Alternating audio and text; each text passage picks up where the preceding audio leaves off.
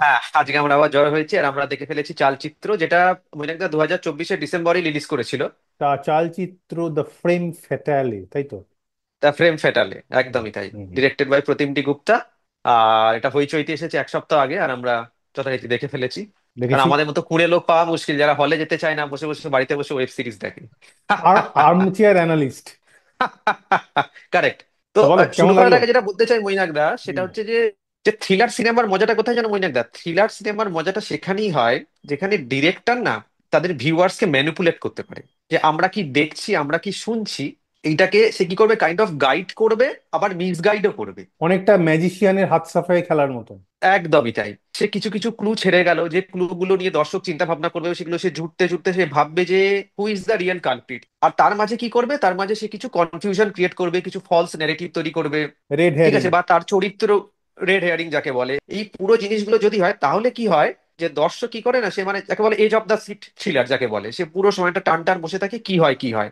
Two be honest, এই এই সিনেমাটা থেকে না এই এক্সপেকটেশনটা আমার কিন্তু পূরণ হয়নি। যদি আমি সিনেমাটার ভালো দিকের কথা বলি, তাহলে আমি বলবো যে যে এই থ্রিলারটার মধ্যে যে কনসেপ্টটা দেখানো হচ্ছে সেটার মধ্যে একটা অভিনবত্ব ছিল, যে যেভাবে মেরে যেভাবে রাখা হচ্ছে, ডেফিনেটলি ওই জায়গাটা চমকে ওঠার মতো। কিন্তু ক্যারেক্টারটা। মুশকিল হলো ওই জায়গাটা এইখানে না, আমি যে পার্থ বসু যে ভুবন সরকার যে ক্যারেক্টারটা প্লে করেছে, ওর কিন্তু না মানে রিয়েল মোটিভটা কিন্তু বোঝা গেল না। আর একটা জায়গা বলি, যে জিয়াউল ফারুক অপূর্ব, তো তার বাবা যে একজন প্রফেসর ছিল, দেখাচ্ছে যে যাকে রংলি ফ্রেম করেছিল টোটা রায়চৌধুরী, রাইট? তো আমরা ওকে। এখানে স্পয়লার দিচ্ছি কারণ এটা অনেকদিন আগে রিলিজ হয়ে গেছে। তো ও দেখাচ্ছে যে ওর বাড়িতে এসে, লুকিয়ে গিয়ে ওর বাড়িতে এসে যে মার্ডারের যে ক্লুজ গুলো, ওগুলো যখন ছেড়ে ছেড়ে গেল, যাকে মানে যে হ্যান্ড গ্লোভস বা একটা চালচিত্রের ছোট মডেল যখন ছেড়ে গেল, বা সেইগুলো সে পেলো কোথায়, এই জিনিসটাও পুরো মিসিং লিঙ্ক। মানে সে হঠাৎ করে পেলো কোথায়। এইটা হচ্ছে একটা আর একটা বিশাল জিনিস মনে, লুজ। এটা একটা বিশাল লুজ এন্ড, একদম ঠিক বলেছো। আমি যদি পুলিশ হই, আমি তো সবার আগে ওই মেয়েটাকে ধরবো। উম, একদমই ম্যাডাম তাই। ম্যাডাম এগুলো পেলেন কোথায়? মানে পিওরলি অ্যাবসার্ড, মানে এটা হতে পারে না। তো এই কতগুলো লুপহোল আমার লেগেছে। মানে আমি হয়তো বিং ওভারলি নেগেটিভ, কিন্তু ঘটনা হলো প্রতিমটি গুপ্তার কাছ থেকে আমাদের একটা এক্সপেকটেশন থাকে। হ্যাঁ, আমার তা কোথাও এক্সপেকটেশন গিয়ে এই ছিল সিনেমাতে সেই এক্স্যাক্টলি। একটা জায়গা খুব ইম্পর্টেন্ট, খুব ভালো লেগেছে যে নামটা চালচিত্র। একটা তো চালচিত্রের আকারে সব ওদেরকে ফ্রেম করে দিচ্ছে ভিকটিমদেরকে, কিন্তু দুর্গা ঠাকুরের পেছনে যে চালচিত্রটা থাকে সেখানে তো পটকথায় ছবিতে অনেক গল্প বলা হয়, পৌরাণিক বা ফোক স্টোরি যেগুলো, সেগুলো তো পেছনে ছবি আকারে আঁকা হয়। এখানেও অনেকটা তাই, মানে এখানে বলতে চাইছে তুমি একটা মার্ডার মিস্ট্রি দেখছো, but at the same point of time আমি তোমাকে যারা মার্ডার মিস্ট্রিটা ইনভেস্টিগেট করছে তাদের জীবনের কথাও আমি তোমায় বলছি। মার্ডার স্টোরিতে পুলিশদের জীবনটা হচ্ছে kind of a back story, kind of a পটচিত্র, কাইন্ড অফ আ চালচিত্র। প্রথমত এই গল্পটার মধ্যে একটা সৃজিত সৃজিত গন্ধ পেয়েছি আমি। সৃজিতের গল্প বলার যে স্টাইল, ও যেভাবে আনফোল্ডিং অফ মিস্ট্রি স্টোরি থ্রিলারগুলো সৃজিত যেভাবে করে, ওর এই গল্পের আনফোল্ডিংটা অনেকটা সেইভাবে। কিন্তু চমকটা নেই। ব্রাত্য বসুর ক্যারেক্টারটাই ধরো, আমি একটু যদি হুম অ্যালিউট হুম। একটু বড় করে বলি।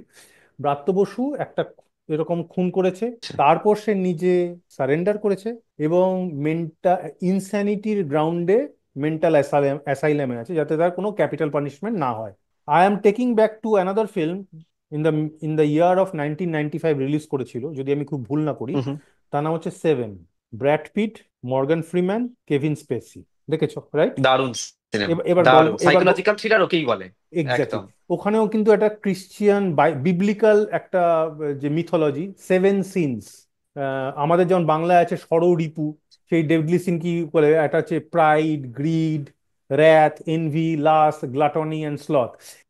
আমরা গল্পটা শেষে দেখছি যে ও বলছে যে আমি পাঁচজনকে মেরেছি, স্যারেন্ডার করলো, যদি তুমি আমাকে হেল্প করো দেন আই উইল, মানে আমি স্টোরিটা ছোট করে বলছি, উইল গো সামওয়্যার, আদারওয়াইজ আমি কিন্তু ইনস্যানিটি প্লি করবো and you can't put me behind bars. Insanity. Bratya বসুর ক্যারেক্টার ইনস্যানিটি, এখানে দেখা যাচ্ছে ইনস্যানিটি হয়েছে, মানে there is some twist. But গল্পের ইন্সপিরেশনটা আমি বলছি, মর্গান ফ্রিম্যান আর ব্র্যাড পিট ওর সাথে গেল, আর long distance out of the শহর গেল। সেখানে ও একটা প্যাকেজ এলো, প্যাকেজের মধ্যে ওর ওয়াইফের বোধহয় মাথাটা, কাটা মাথা বা হোয়াট এভার, সেটা দিল। সেইটা দিয়ে বললো তোমাদের হাজবেন্ড ওয়াইফের যে অসম্ভব ভালো সম্পর্কে সেটাতে আমি এনভিয়াস ফিল করেছি, so I am the embodiment of envy. ও প্রচন্ড রাগে কেভিন স্পেসিকে ওখানেই মারলো।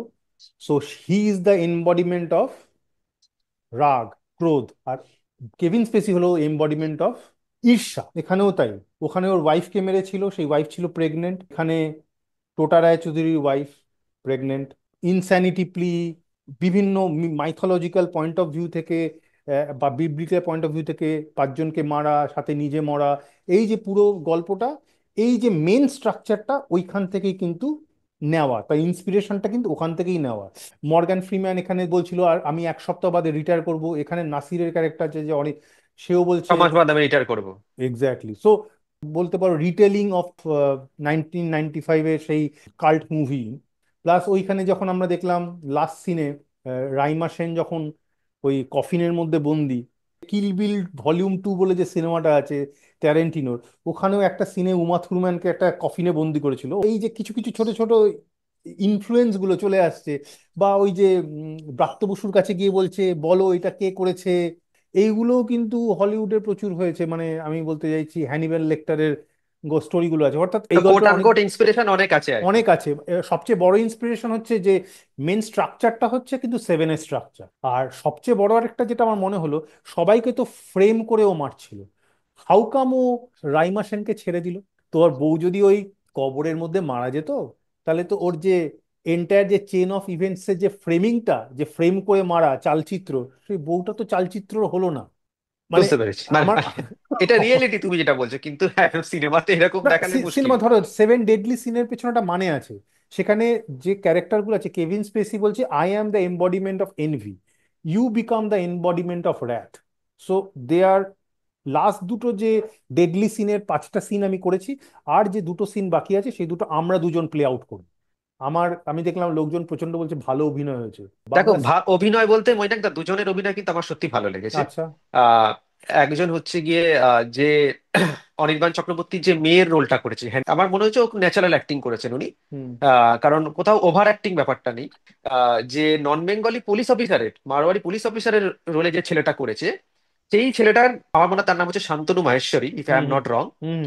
তো he played the character really well. Really well. Other than that, Tota বলো বা রাইমাকে তো একদম আন্ডার ইউটিলাইজ, কোনো ইউজই নেই, রাইমার এখানে কোনো রোলই নেই, বা অনির্বাণ চক্রবর্তী বা টোটা রায়চৌধুরী, এদের কিন্তু সেভাবে আলাদা করে মেনশন করার মতো অ্যাক্টিং এখানে আমি, আমার অন্তত মনে আমার হয়নি। টোটাল রায়চৌধুরীর অভিনয়টা আমি নিতে পারিনি, মানে মোনোটোন লেগেছে। টোটার ক্ষেত্রে মনে হচ্ছে he was sleep walking to the character, just just like that. মানে one time watch, yeah surely, but আমি, আমার মনে হয় one time watch, definitely one time হ্যাঁ, ওয়াচ। প্রতিম ডি গুপ্ত এর থেকে অনেক ভালো সিনেমা করার ক্যাপাবিলিটি রাখে।